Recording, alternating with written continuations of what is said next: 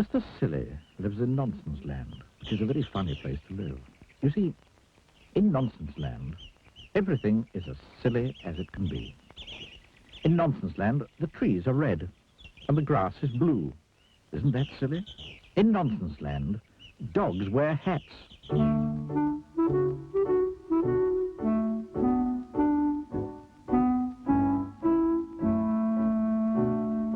And do you know how birds fly in Nonsense Land? No, they don't fly forward. Really is a very silly place indeed. Which, of course, is why Mr. Silly lives there. Mr. Silly, in fact, lives in quite the silliest-looking house you've ever seen in your whole life. Have you ever seen a sillier-looking house than this?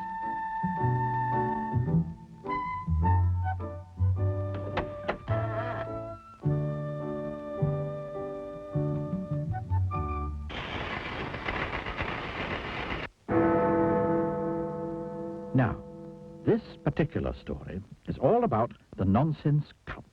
You see, in Nonsense Land each year they hold a competition. And the cup is awarded to whoever has the silliest idea of the year. Mr. Silly had never won the cup, but each night, lying in his bed, he dreamed about winning it. In order to win the Nonsense Cup, Mr. Silly realized that he would have to think up something remarkably silly. He pondered over the problem one morning at breakfast.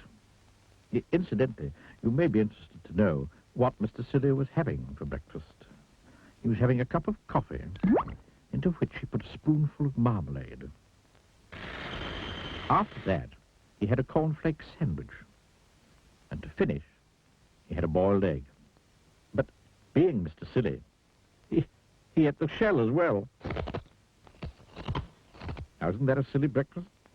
Anyway, this particular breakfast time, Mr. Silly was thinking how to win that cup. He remembered 2 years ago when Mr. Foolish won the cup. Mr. Foolish, who was a friend of Mr. Silly's, had won the cup by inventing a car. It was quite a normal car, apart from one thing.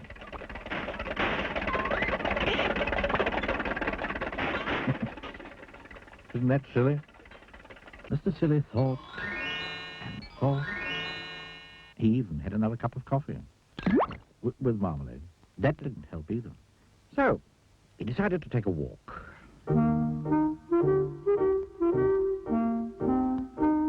On his walk, Mr. Silly met a chicken wearing Wellington boots and carrying an umbrella.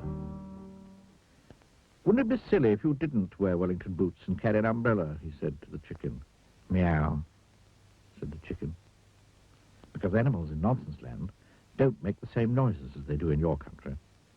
It was in the middle of Mr. Silly's walk that he had his idea. It was a beautifully silly idea. Quite the silliest idea he'd ever had. He hurried into town and bought himself a pot of paint and a paintbrush. Huge crowd assembled in the city square to see who was going to win the cup. The king of Nonsense Land mounted the specially built platform. One of the silliest ideas of the year is by Mr. Muddle, the farmer. He has managed to grow, of all things, a square apple. The crowd clapped as the square apple was held up by Mr. Muddle for everybody to see. He felt sure that he was going to win. However, said the king, and Mr. Muddle's face fell, we have had an even sillier idea entered by Mrs. Nincompoop. It was a teapot, quite the silliest teapot there had ever been. The crowd broke into thunderous applause. I, therefore, have great pleasure, announced the king, in presenting the Nonsense Cup to... Just then he looked up and stopped in astonishment. Now, in the middle of the square, there is a tree, which always been there. And it was at this tree that the king was looking in astonishment. What, he cried, has happened to that tree? Everybody turned to look. The tree had green leaves. bright green leaves. Not red leaves, like all the trees in Nonsense Land, but green. There was a gasp from the crowd. It was me, piped up Mr. Silly. I painted all the leaves green last night when you were all asleep. A green tree, exclaimed the king. Who ever heard of a green tree? A green tree, shouted the crowd. How silly! And they started to applaud wildly. Mr. Silly smiled, modestly. The king held up his hands. I think, he said, that this is the silliest idea I have ever heard of. And therefore, I award the Nonsense Cup to Mr. What did he say his name was? To Mr. Silly. The crowd cheered and cheered. Mr. Silly went faint with pride. And a bird, perched high up in the branches of the silly green tree, looked down.